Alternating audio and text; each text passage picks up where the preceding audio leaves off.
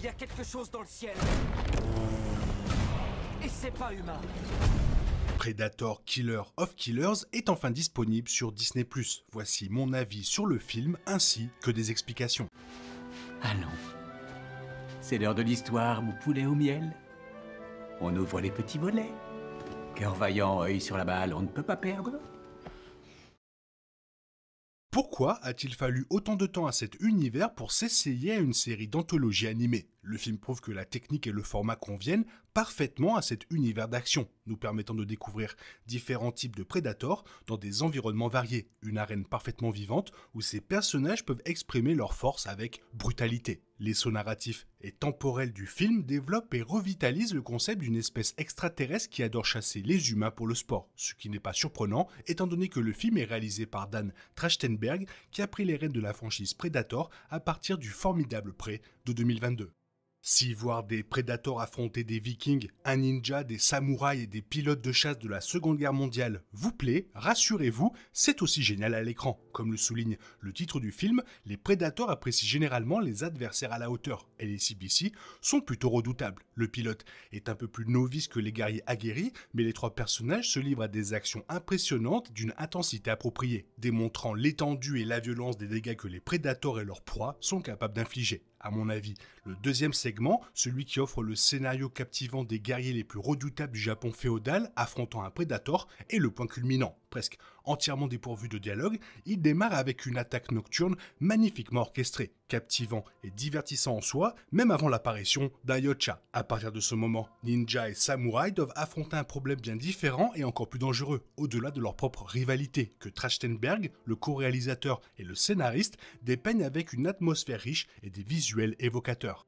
L'animation, réalisée par le studio The Third Floor, demande un certain temps d'adaptation. Predator est techniquement un personnage Disney désormais, mais cela ne signifie pas que Killer of Killers disposait d'un budget et de ressources comparables à ceux de Pixar, et les mouvements à l'écran présentent des fréquences d'images faibles et parfois saccadées. La conception solide des personnages et les chorégraphies d'action intelligentes et percutantes font que ces défauts passent facilement inaperçus. Une fois chaque chasse lancée, je pouvais oublier toute hésitation concernant l'animation et m'émerveiller du chaos qui se déroulait sous mes yeux. J'ai également des sentiments mitigés quant aux aperçus que le film nous offre sur les relations entre les prédateurs. On y trouve des informations plus précises sur le fonctionnement de l'espèce que dans tous les précédents films de la franchise, et le tout paraît parfois un peu loufoque. On y trouve un certain plaisir, mais il est parfois préférable de garder le mystère. Les histoires des segments sont toutes relativement simples par conception, offrant des arcs narratifs directs mais efficaces pour chaque héros rencontré. En un laps de temps relativement court, on découvre les objectifs et les obstacles de leur vie avant de devenir une proie. En termes d'intérêt et d'investissement, aucun d'entre eux ne peut égaler l'héroïne de près, Naru. Mais il s'agit d'une anthologie après tout. On a juste assez d'aperçus de leurs capacités et de ce qui les motive pour créer un lien momentané. La seule fois où le film semble plus maladroit dans sa narration, c'est vers sa conclusion, lorsque nous obtenons un certain tissu conjonctif entre les histoires, et le désir de quelque récompense émotionnelle conduit à des dialogues et des tournures d'événements trop mignonnes. Avec Predator Killer of Killers, Trachtenberg prouve que Prey n'était pas un hasard. Il connaît la formule gagnante de cette franchise, laisser un prédateur montrer sa dangerosité, puis le confronter à un humain suffisamment intelligent pour potentiellement déjouer les plans des plus grands chasseurs de la galaxie. On y trouve des moments époustouflants où les prédateurs éventrent impitoyablement leur proie, un rythme qui s'intensifie à mesure que la technologie et les armes de l'espèce évoluent à chaque saut dans le temps, du prédateur massif de la taille de Hulk dans l'histoire des Vikings à celui plus élégant et élancé qui affronte les samouraïs, en passant par celui qui préfère traquer les combattants de la Seconde Guerre mondiale depuis le cockpit de son vaisseau, ce trio central est plutôt excellent. Ils sont un autre signe de vie d'une franchise qui semblait morte et enterrée après les déceptions de Predators en 2010 et de The Predator en 2018. C'est gratifiant de voir Predator sous le contrôle de quelqu'un d'aussi à l'écoute de ce qui fait fonctionner ses films, et une raison de plus d'attendre avec impatience le prochain film live-action de Trachtenberg sur Predator, Predator Badlands, qui sortira cet automne.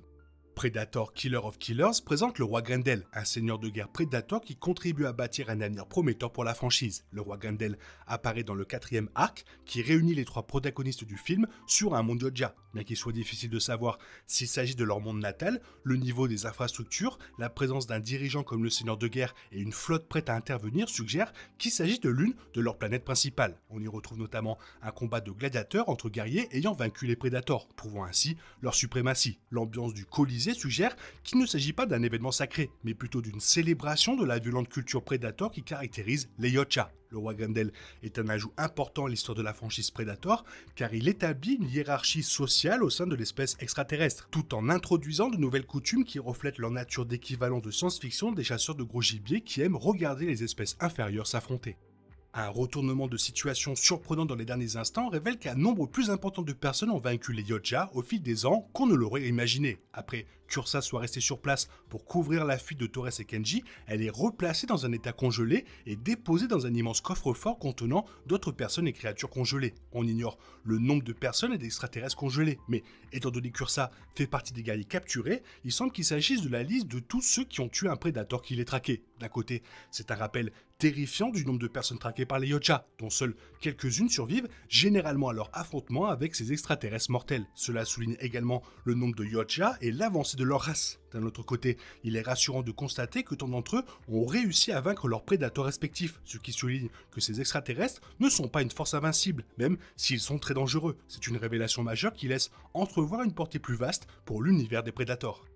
La dernière scène du film révèle que Naru, la protagoniste de Prey, fait partie de ceux capturés par les Yautja. Jeune Comanche du XVIIe siècle, Naru voit ses ambitions de chasser plutôt que de guérir mises à rude épreuve par un prédateur arrivé dans sa région. Déjouant les plans du Yautja et le tuant avec ses propres armes, Naru termine le film triomphalement, mais avec un générique annonçant que d'autres prédateurs viendront bientôt sur Terre à sa poursuite. Killer of Killers confirme son sort après ce film, révélant qu'elle a également été capturée et préservée par les Yautja. Il est possible que Naru n'ait pas encore été réveillée ou qu'elle ait été lancée dans une bataille similaire au Colisée et en soit sortie victorieuse. Elle pourrait même être libérée par une tentative de Kenji et Torres pour sauver Ursa, formant ainsi une nouvelle équipe. Quoi qu'il en soit, le fait que Predator Killer of Killers confirme que Naru est toujours là et apparemment en vie laisse entrevoir la possibilité d'un retour de l'héroïne de Prey dans la franchise, même si l'histoire semble embrasser plus ouvertement les éléments de science-fiction de l'univers. Predator Killer of Killers reste donc un ajout passionnant à la franchise Predator, car il pose les bases de nombreuses histoires ultérieures. La fuite de Torres et Kenji sur un monde Yautja hostile serait une histoire très amusante, s'appuyant sur la dynamique de la fin du film. Compte tenu de la profondeur des personnages et de l'accueil positif qu'il a reçu au début, il y a de nombreuses raisons de revisiter les personnages alors qu'ils tentent d'échapper aux prédateurs qui les traquent. La confirmation que Naru est toujours en vie dans ce futur signifie que l'histoire pourrait se recentrer sur elle ou la voir rejoindre d'autres survivants. Un film pourrait explorer la façon dont elle a été capturée par les Yautja ou se concentrer sur ses efforts pour échapper à la race extraterrestre si elle se réveille. La scène de Naru est également une manière astucieuse de suggérer que tout survivant antérieur d'un film Predator, qu'il s'agisse de Dutch d'Arnold Schwarzenegger dans Predator, de Royce d'Adrian Brody et d'Isabelle d'Alyssa Braga dans Predators ou de Queen de Boyd Holbrook dans ce Predator, aurait également pu être capturé et pourrait revenir. En effet, n'importe quel ancien héros aurait pu être préservé pour sa capacité à tenir tête à un guerrier Yautja. Il y a aussi l'impact mystérieux que le film pourrait avoir sur Predator Badlands, qui se concentre sur un prédateur dans le futur. En plus de révéler potentiellement davantage de la culture Yautja, ce film mystérieux pourrait se concentrer sur les conséquences de la fuite d'humains vers un monde Yautja. Predator Killer of Killers est un excellent ajout à la franchise, mais le plus passionnant est la façon dont il ouvre un avenir prometteur pour cet univers. Et donc maintenant, on sait pourquoi il n'y a pas eu de Prey 2 encore, car la pauvre, elle est prisonnière sur une planète Yautja. Toi, qu'est-ce que tu penses de cette fin? N'hésite pas à me le faire savoir dans la zone commentaire, sinon comme d'habitude, fais attention derrière toi, il y a un prédateur qui vient te pourchasser. Bisous bisous, bye bye. Il est impossible de compter sur les autres de nos jours, on est obligé de tout faire soi-même. Je me trompe? Rien de grave, j'avais tout prévu. Où va le monde, je vous le demande.